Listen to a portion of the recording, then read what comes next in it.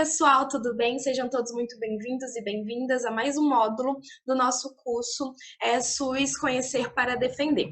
Hoje nós temos um convidado super especial, que é o Dr. João Alho. Ele vai falar um pouquinho sobre a prática e sobre o protagonismo do SUS frente à pandemia do coronavírus.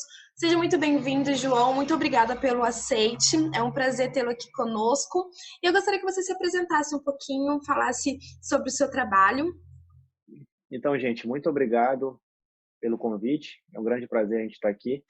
Espero que a gente consiga tirar proveito dessa discussão. Também quero aprender muito, que eu acho que nesse momento tão frágil para a nossa saúde, para a nossa história, eu acho que é um momento de inflexão da gente tentar fazer com que o SUS ganhe cada vez mais força. Eu sou o João, eu sou médico aqui em Santarém, no estado do Pará. Eu me formei em 2014 na Universidade do Estado do Pará, aqui mesmo em Santarém. E depois eu logo fui fazer residência em São Paulo, na USP, Universidade de São Paulo, de clínica médica e depois de reumatologia, e voltei a atuar aqui na minha cidade. Então, eu sou preceptor do internato e da residência médica aqui na nossa universidade. Eu atuo numa enfermaria de clínica médica, no ambulatório de reumatologia, pelo SUS também, e também pelo SUS na UTI do Hospital Regional do Baixo Amazonas, que é o grande hospital de referência, especialmente da Covid-19, aqui na região do Baixo Amazonas ou do Tapajós, como também conhecida. E o meu papel aqui na Covid, claro, além da educação e da orientação da população, acho que todo médico tem esse papel, ou deveria ter, mas também é mais na terapia intensiva. Não trabalho em pronto-socorro, em UPA, emergência, que também é um grande ponto aí de muito trabalho, muitos esforços na Covid-19. Ótimo, muito, muito bacana. Seja bem-vindo, João. A primeira pergunta que eu gostaria de fazer é a seguinte: o Brasil ele pode ser analisado de dois pontos de vista quanto à estrutura pública para o enfrentamento à epidemia. Primeiro é a existência do SUS e a sua estrutura capilarizada em todo o território nacional, o que facilitaria o enfrentamento. Nós temos casos, por exemplo, dos Estados Unidos que não têm saúde pública, então as pessoas elas simplesmente não tinham esse acesso como nós temos em relação ao SUS, e tantos outros países também têm essa dificuldade de fazer o tratamento a partir de uma saúde pública e gratuita. Mas, por outro lado, estamos passando por um sucateamento e desmonte do SUS. Como nós podemos analisar a participação do Sistema Único de Saúde no enfrentamento à pandemia? Sem dúvida, tudo que a gente tem de mérito nessa pandemia se deve ao SUS, à sua estrutura e à sua, especialmente, capilaridade. Entretanto, eu vejo como uma subutilização dessas qualidades do SUS na epidemia, do modo que, claro, os seus defeitos, que é natural que hajam, sejam mais expostos nesse contexto. Se a gente tivesse, quando a gente fala da capilaridade, a gente tem que entender melhor, primeiro, a história natural do coronavírus. Você não tem nenhum tratamento, nenhuma terapia que modifique a evolução da doença, especialmente nas fases iniciais. Então, quando você fala capilaridade, não é que um paciente com sintomas leves devesse ir na unidade básica de saúde ou ter uma assistência médica nesse momento. Não mudaria nada. Pelo contrário, isso aumentaria a proliferação do vírus, como tem sido uma grande crítica às prefeituras e aos estados que estão fazendo isso.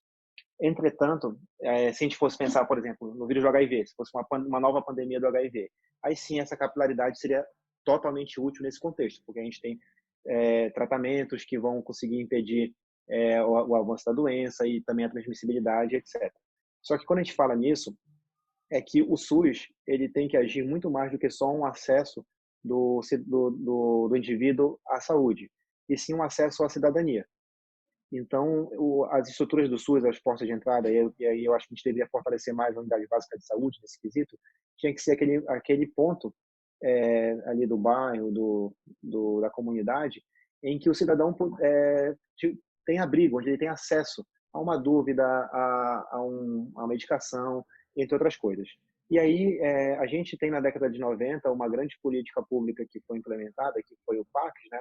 O Programa dos Agentes Comunitários de Saúde, se eu não me engano, foi pela NOB 96. E aí a gente tem esse profissional que, sem dúvida, mudou a cara da saúde pública no Brasil. Então, eu acredito que esse tipo de profissional está sendo muito subutilizado. Se eu fosse ministro da Saúde ou fizesse parte de algum cargo de planejamento do Brasil, eu pensaria numa estratégia como foi feito também em alguns lugares do Irã, foi feito na Coreia do Sul, no Vietnã isso também tem sido muito feito, que é você pegar pessoas da comunidade, não necessariamente profissionais de saúde, treinar aquelas pessoas de maneira muito pontual, protocolar, muito técnica mesmo, sem tentar exigir mundos e fundos, assim, um pensamento médico ou de enfermagem. Coisas muito básicas e treinar aquelas pessoas para orientar um caso suspeito, orientar quando procurar ajuda, especialmente para identificar e conseguir rastrear os casos suspeitos e confirmados. Ensinar eles a fazer swab faríngeo, ensiná-los a fazer teste rápido, entre outras coisas. E, claro, promover a saúde através de medidas de educação, etc. Porque, veja bem, a gente, infelizmente, tem no país os profissionais de saúde, em especial médico, num pedestal. Eu não estou falando só econômico, financeiro, mas sim sociocultural. Existe um abismo, isso é um grande defeito que a gente também, de maneira mais a longo prazo, tem que trabalhar, de acesso a um cidadão comum a ter uma dúvida com o médico, ele tem até mesmo tem vergonha, mesmo que ele tenha acesso. Então, nesse contexto, é importantíssimo que figuras da comunidade sejam mais ouvidas e tenham mais voz ativa. Então, o agente comunitário de saúde é uma figura que deveria ter sido mais valorizada nessa pandemia. Você deveria ter treinado esses caras, ter dado condições de segurança, ter aumentado o número dessas equipes, porque elas entram nas vielas, elas entram nos bairros, elas entram em qualquer, desculpe a palavra, qualquer buraco do Brasil, elas conseguem entrar. E ali conseguiriam identificar e ajudar essas pessoas. E aí eu quero ampliar essa visão. Aí eu lembro, né, como o SUS deveria ser uma porta de acesso à cidadania e não só à saúde, porque esses agentes comunitários também não poderiam ser treinados para garantir, por exemplo, a inscrição meu Deus, como é que chama? No benefício emergencial ali.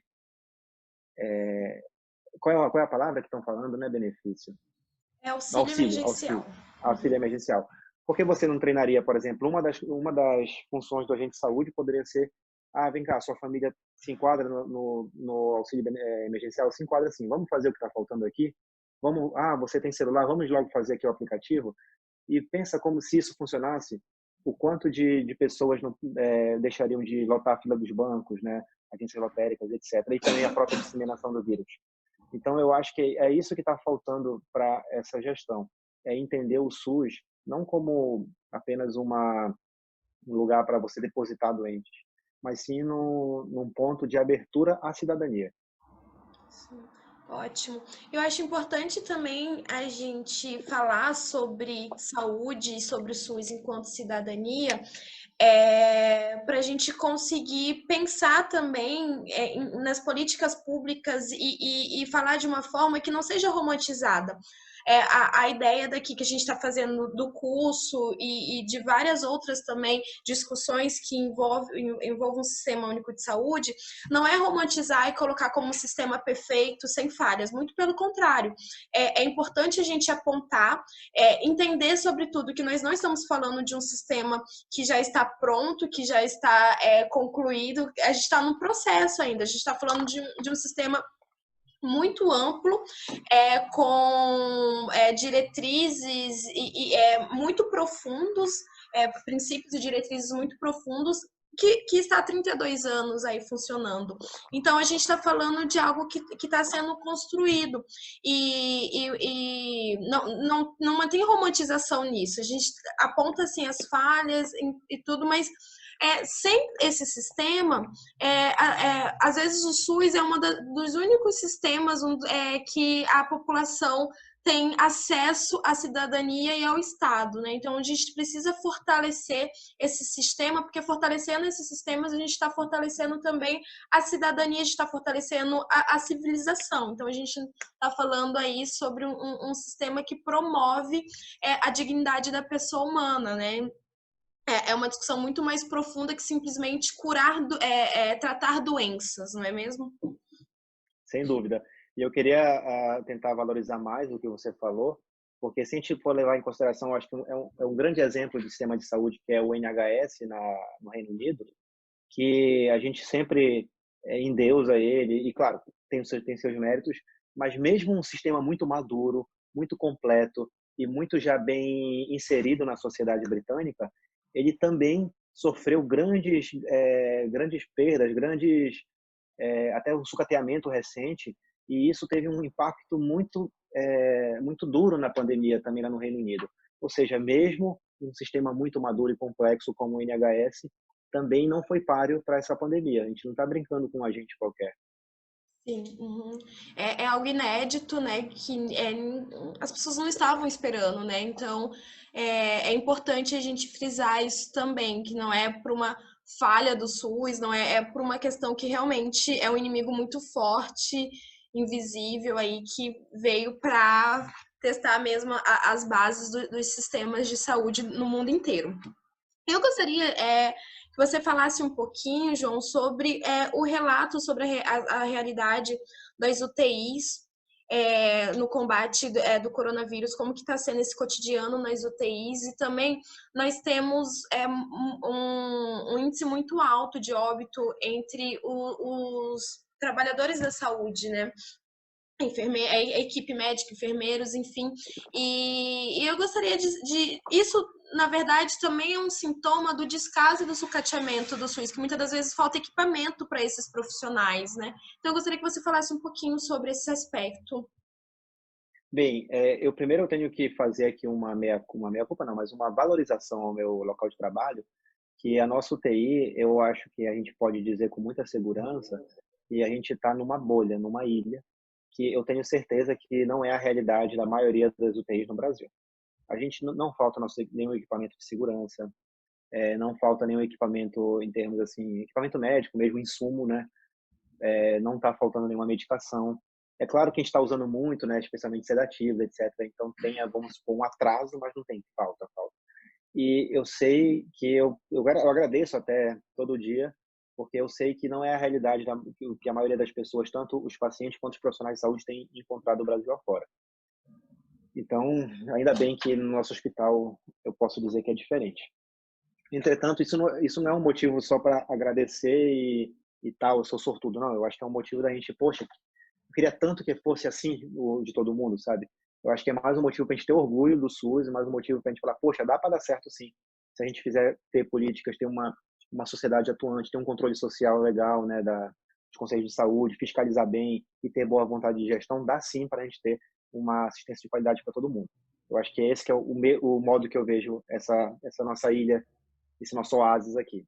Mas a gente tem alguns problemas que, assim, de sistema de saúde, primeiramente. Quais são alguns problemas que eu tenho visto no nosso dia a dia? E aqui eu não vou basear em evidência científica, não. Eu estou baseando mesmo no relato pessoal, né? Eu acho que essa é uma coisa que nem tem evidência sobre isso, né? A gente tem que realmente pensar mais no dia a dia.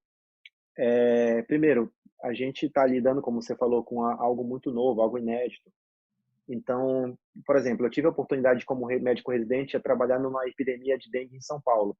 E, claro, a gente via muita gente morrer, muitos casos graves, assim, o pronto-socorro apinhado de pessoas com dengue. Só que ninguém tinha medo de pegar dengue dos pacientes. Nenhum paciente com dengue internado grave ficava sem ver seu familiar. Todo mundo ia lá receber boletim médico, conseguia abraçar seu ente querido, conseguia dar um beijo, conseguia conversar com o médico olho no olho. Então, não é, mesmo que você perdesse muitos pacientes, mas não tinha essa insegurança de todos os lados, sabe? Você conseguia no fim de semana, sei lá, tomar sua cerveja, ir para sua praia tranquilo, e segunda-feira vamos trabalhar, vamos que vamos. Então, era todo um outro contexto, sabe? Então, mesmo quem já tem experiência em epidemias, não dá para dizer que tem experiência com essa epidemia, com essa situação. Então, logo de cara, a primeira coisa que eu percebi, gente, é que o clima estava muito pesado. Então, aquela rapaziada que você já trabalha um tempo, já tem uma intimidade, rola uma brincadeira sempre, rola uma risada, que é gostoso trabalhar, não estava acontecendo, sabe? Você entrava na unidade e via todo mundo tenso, você nem sequer conseguia ver quem era a pessoa que estava trabalhando contigo, porque todo mundo igual, né, um astronauta, você não sabe quem é quem. Então você não via nenhum sorriso, você não tirava nenhuma gracinha, não, você, assim, sabe, era tensão total. Parecia mesmo, assim, não minimizando uma guerra, mas parece que deve ser assim o clima. E, e ainda mais, passaram-se as semanas, você via, pô, fulano tá doente, pô, a mãe do fulano adoeceu. E isso já vai mexendo contigo também. Teve certa vez um plantão que eu dei numa sexta-feira à noite, e beleza, bacana e tal, trabalhamos tudo bem. Na quarta-feira de manhã, um técnico de enfermagem que estava comigo naquela sexta-noite internou na nossa UTI. Então, isso é uma coisa. Ele, graças a Deus, está em casa, graças a Deus, recuperou e está bem, um cara jovem, sem doenças. Mas é uma coisa que, sabe, mexe contigo. E hoje mesmo, a gente deu alta para um colega nosso, médico, que trabalha em outra UTI, mas que internou na nossa UTI, está em casa hoje também. Então, esse tipo de coisa é como se fosse um campo minado, sabe? Vai mexendo muito com o astral das pessoas. A gente não está tranquilo nunca.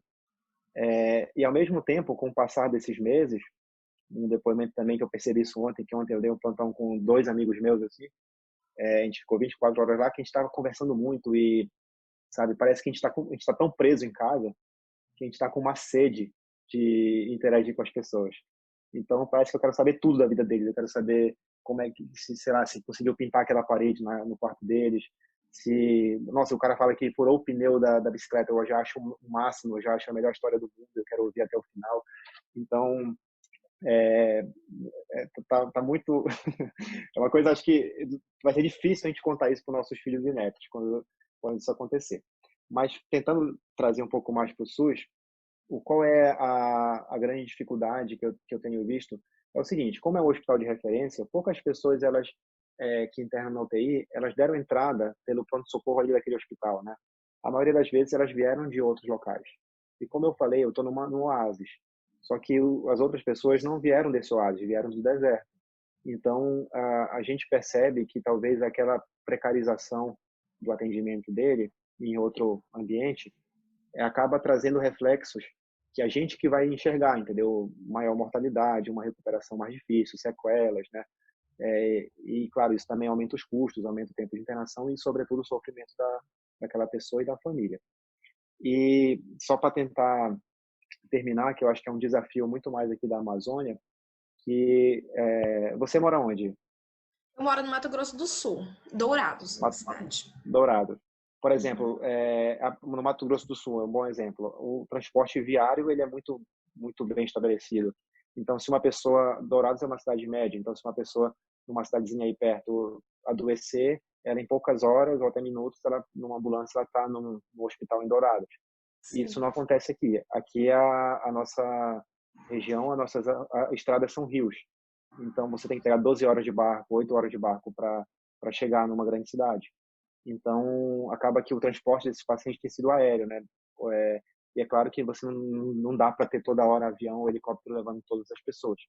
E porque nessas cidadezinhas pequenas, você sequer tem, a maioria das vezes, uma UTI, você não tem um ventilador mecânico disponível. E lembrando que essas cidades pequenas, elas têm um centro urbano, mas a maioria das pessoas não vive naquele centro urbano. Vivem em comunidades ribeirinhas, aldeias indígenas, comunidades rurais, que até chegarem nessa cidade, para depois saírem para uma cidade com uma assistência médica melhor, já perdeu muito tempo de Uhum. tratamento, sabe? E aí só passo aqui para deixar bem claro que não é culpa do médico que está lá, não é culpa do enfermeiro que está lá, é culpa das condições, né? Que infelizmente essa capilaridade do SUS não consegue atingir com a mesma complexidade, com a mesma universalidade, integralidade, eu diria, todos os locais da federação. Sim, entendi. Eu achei bem interessante que você falou sobre essa importância do afeto nesses tempos assim tão sombrios, né? E eu acredito que a pandemia tem sido um dos grandes desafios também, é porque a gente tem que passar por tudo isso e tendo o outro como um perigo constante, né? Então, assim, o contato físico tornou-se uma ameaça. E falando disso dentro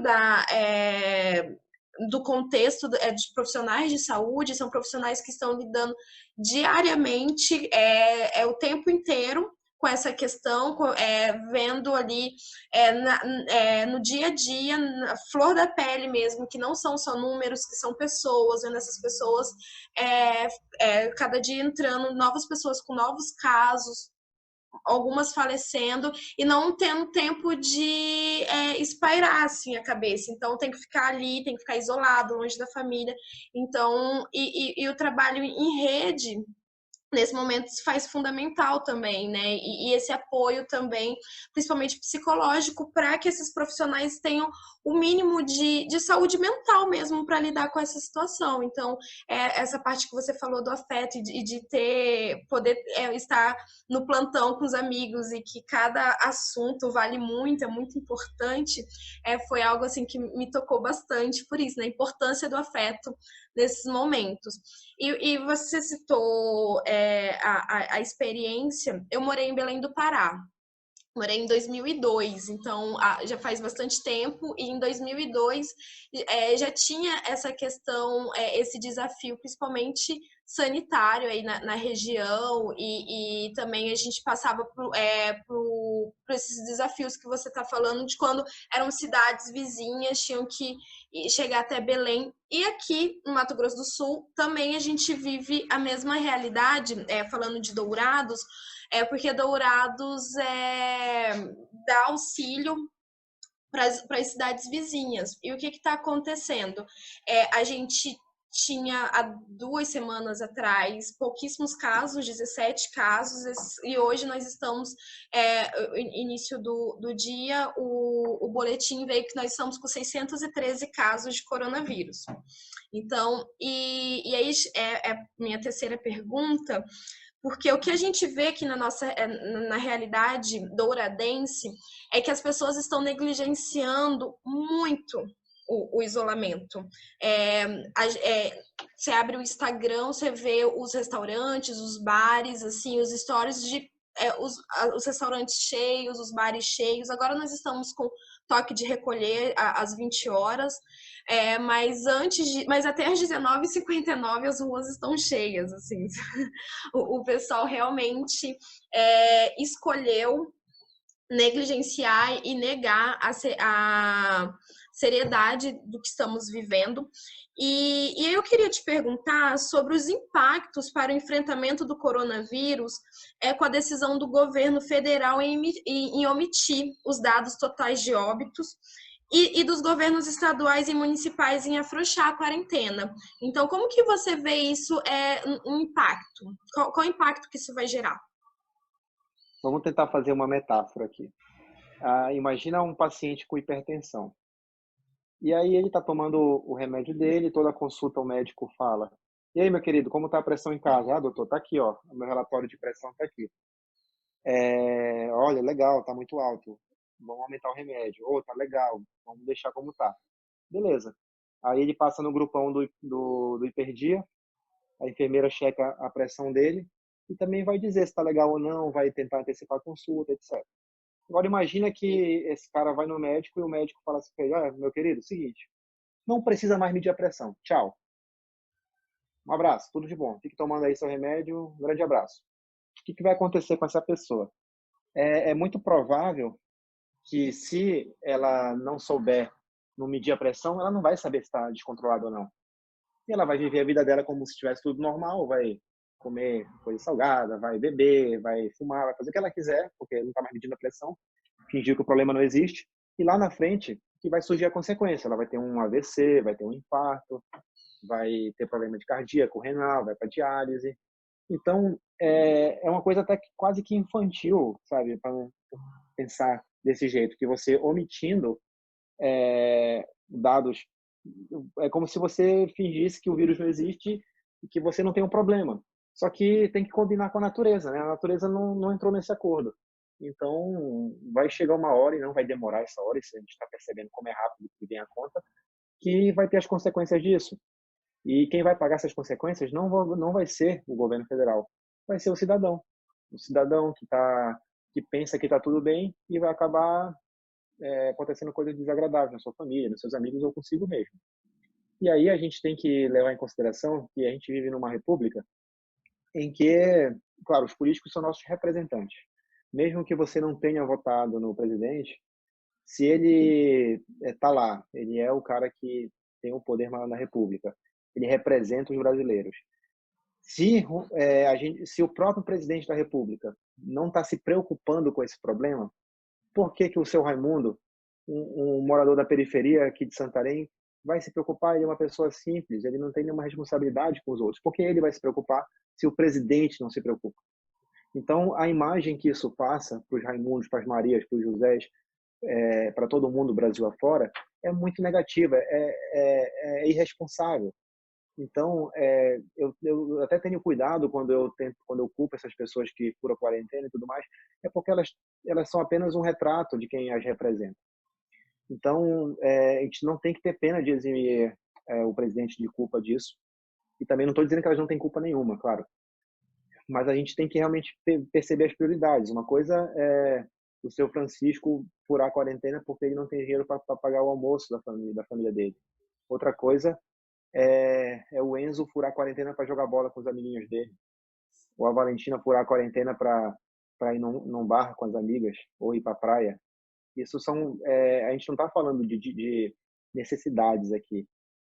O seu Francisco tem uma necessidade, mas as pessoas que eu critico que furam a quarentena são as pessoas que não querem perder seus privilégios, perder seus luxos, seus caprichos. É isso realmente que entristece a gente. E ontem mesmo, eu estava de plantão, como eu te falei, eu lembro da enfermeira falando assim, tipo, pô, é complicado, a gente está aqui e tal, e eu abri o Instagram aqui no meu descanso e vi o pessoal na praia. Então, sabe, isso, é claro que ela também queria estar na praia, é claro que ela também queria estar com a família, com os amigos dela. Só que não dá, porque ela sabe que tem pessoas doentes ali e ela sabe que se ela não fizer também a parte dela, vai piorar as coisas. Só que falta para o brasileiro essa consciência, é, não só como indivíduo, mas como parte de uma cadeia de indivíduos, né? Que se você não fizer a sua parte, pode ser até que você não tenha uma repercussão negativa daquilo, mas alguém vai ter. E infelizmente a gente não está tendo essa consciência. Sim, e a gente está falando, por mais que o Enzo, a Valentina não sintam, se caso for ficar com o vírus, né? Ele não vai sentir os impactos tão profundos, porque é saudável, porque é jovem, se bem que isso também não é uma garantia, né? Mais assim. E só que a avó, os pais podem ser uma vítima fatal desse vírus. Então a gente está falando de um senso de coletividade e de um posicionamento enquanto sujeitos políticos que entendem a necessidade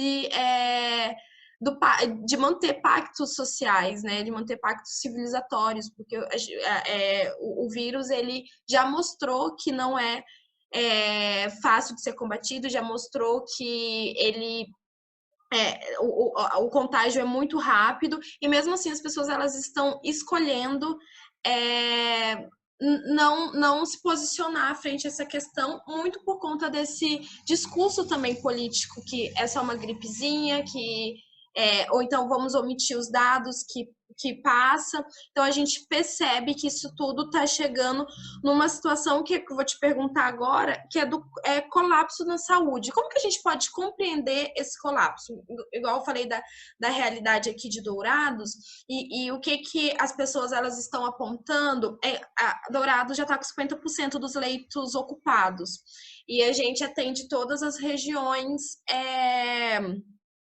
ao redor das cidades, os municípios, os distritos, e pelo que a gente está em ascensão da doença. Então, assim, tem menos de um mês que a Covid de fato está instalada aqui na cidade e já estamos com 50% dos leitos lotados. Então, o que significa um colapso na saúde? Quais são os impactos disso não só na nossa saúde, mas na saúde da cidade enquanto toda, da região? O que as pessoas têm dificuldade de pensar, de refletir sobre isso, é justamente aquilo que você estava falando, né, da probabilidade de ser baixa de ser um caso grave. Quando a gente fala em colapso, eu não estou falando que só dos casos de coronavírus, que também vai acontecer. Se muita gente adoecer junto ao mesmo tempo e precisar de internação, tem gente que não vai conseguir aquela internação. Então, se você tem um caso moderado de coronavírus, que muito dificilmente passaria a ser um caso grave, se você tivesse um cuidado básico ali, um oxigêniozinho, fisioterapia, cuidados de enfermagem, então, cuidados médicos, Se não tem vaga para ti, esse teu caso moderado tem muita chance de ser um caso grave e você morrer.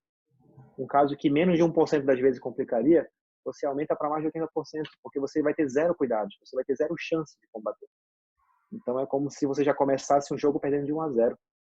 E aí a gente lembra não só do coronavírus, mas, por exemplo, o Enzo foi jogar bola lá com os outros colegas dele, está colapsado o sistema de saúde de Dourados e, infelizmente, nessa partida de futebol, ele leva uma cabeçada, cabeça com cabeça, e tem um trauma, um hematoma. E aí ele é jovem, seria uma cirurgia muito tranquila, 2 dias depois ele podia até estar em casa e tal, ótimo, só que ele não vai ter nem a chance de lutar contra isso, ele vai morrer. A chance vai ser de 100% dele morrer, um cara com hematoma na cabeça, craniano e tal, porque ele não vai ter nem sequer a chance, porque não vai ter um leito no hospital para ele. Porque aquele médico que poderia operar a cabeça dele já foi tirado daquele setor, ou porque adoeceu também do coronavírus, ou porque já está trabalhando em outro lugar para cuidar das pessoas com vírus, ou porque não tem mais espaço, não tem espaço físico mais para abrigar mais ninguém. Se a Valentina, nesse passeio dela com as amigas, ela for atropelada, de repente, uma fatalidade que aconteça, ela morre, não vai ter chance, não vai ter condição.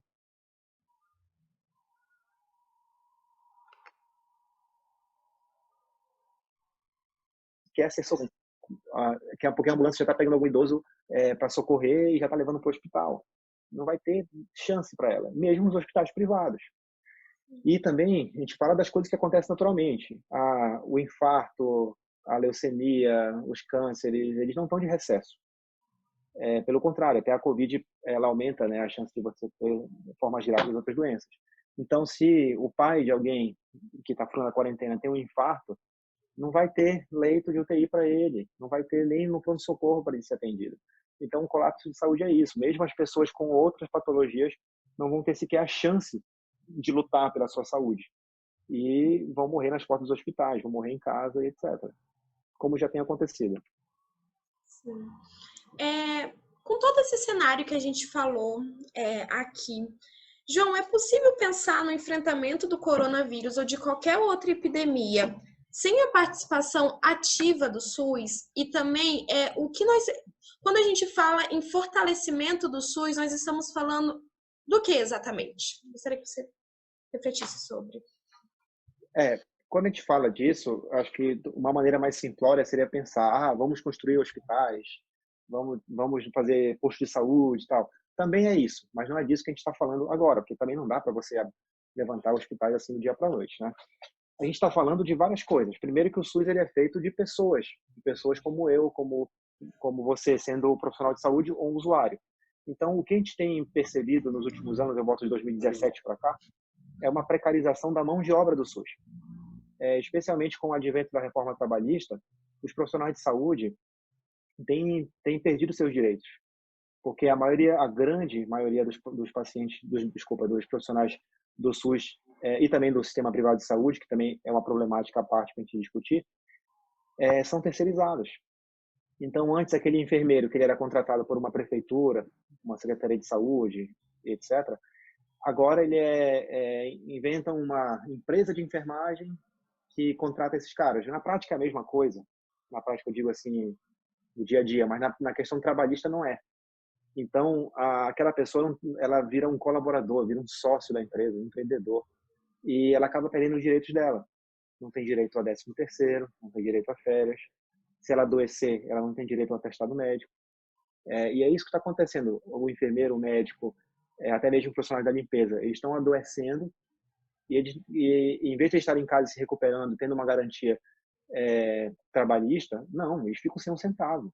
Então, aquela pessoa que está dando a cara a tapa para se ela adoece, a família dela fica na mão também. Porque ela, por ser terceirizada, nem isso ela tem direito. Não tem direito a férias remunerada, 13º, como eu falei. Nem mesmo a dia de folga, muitas vezes.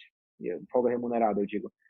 Então, se a gente quer um SUS melhor, eu acho que um grande passo é a gente lutar por direitos das pessoas que constroem um SUS. E uma segunda coisa também que a gente tem que lutar, e eu não digo isso, é uma coisa muito além da pandemia, é sobre a questão da terceirização. A terceirização não só da mão de obra, mas dos contratos, as organizações de saúde, como a gente chama, né? Uma espécie de privatização do SUS.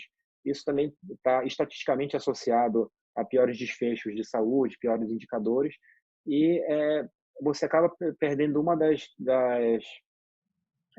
dos princípios organizacionais do SUS, que é o controle social. Os conselhos de saúde perderam seu empoderamento frente a essas empresas médicas, as empresas médicas não, as empresas é, de, de concessões de saúde, né? Então, eu acho que isso é uma outra coisa que tem que ser combatido, tem que ser muito bem discutido na próxima conferência de saúde, porque, sem dúvida, tem precarizado. E a gente tem que discutir também nisso outras formas de financiamento do SUS. O grande problema do nosso sistema de saúde, além, claro, da imaturidade de um sistema de 32 anos, é o financiamento. Então, a gente tem que rediscutir, tem que pensar de onde a gente vai tirar mais dinheiro, né? Claro que a gente está numa situação crítica, é claro que tem outros setores da sociedade que também precisam de investimento. Mas quando eu falo, não é derramar dinheiro, é investir. E quando a gente investe, é porque a gente quer alguma coisa no futuro. E eu acho que investir no SUS também é investir na economia, é você economizar dinheiro. Vou dar um exemplo muito prático aqui. Lembra daquele cara que não mediu a pressão? Se ele vai para o pronto-socorro e é infartado, se aquela região de saúde ali tem, por exemplo, um cateterismo que ele consegue rapidamente fazer ali, a chance dele morrer vai ser menor, a chance dele complicar vai ser menor. Então ele vai para casa muito mais rápido. Ele não vai ficar lá no hospital gastando dinheiro do SUS em medicação, em dias de internação e tudo mais. E ele vai voltar menos no pronto-socorro, porque ele não ficou com sequela. Então, é claro, mas para você ter uma estrutura que garanta o cateterismo, você vai ter de dinheiro. Então, você pegou um dinheiro e investiu, e aquele investimento vai ser revertido em dinheiro, porque você vai gastar menos dinheiro e você vai ter mais grana para aplicar em outros locais, mesmo da sociedade, não só da saúde. Então, e outra coisa, aquele cara que infartou cedo, provavelmente depois disso tudo, se você não teve esse investimento em saúde, ele vai se aposentar por invalidez. Ele não vai ter condição de produzir, né? Ele vai ser um cara incapaz. Então, ele vai ter que ser aposentado, entendeu? Então, você perde população economicamente ativa e você aumenta o déficit da Previdência. Então, quando você investe em saúde, você também está investindo em Previdência. E eu acho que precisa ter essa visão realmente muito fora da caixa dos gestores de saúde para poder a gente pensar num SUS mais universal.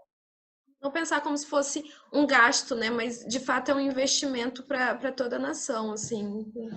Muito bom, muito obrigada. Uma dúvida só, dúvida não, mas eu gostaria que você falasse sobre a cloroquina, João.